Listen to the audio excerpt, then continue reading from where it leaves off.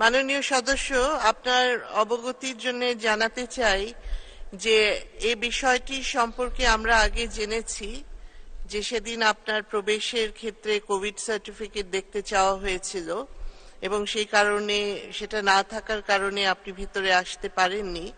তো এই বিষয়টি খোঁজ করার পরে জানা গেছে, জাতীয় সংসদ সচিবালয় থেকে আমাকে অবহিত করা হয়েছে যে গত 25/4/2024 তারিখ অর্থাৎ 25শে এপ্রিল 2024 অপরাহ্ন 3:45 সকল মাননীয় সংসদ সদস্য বরাবর একটি বার্তা বা মেসেজ বা SMS প্রেরণ করা হয়েছিল কোভিড পরীক্ষা করার বিষয়ে।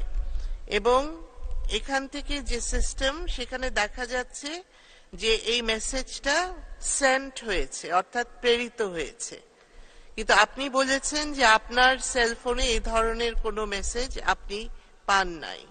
এখন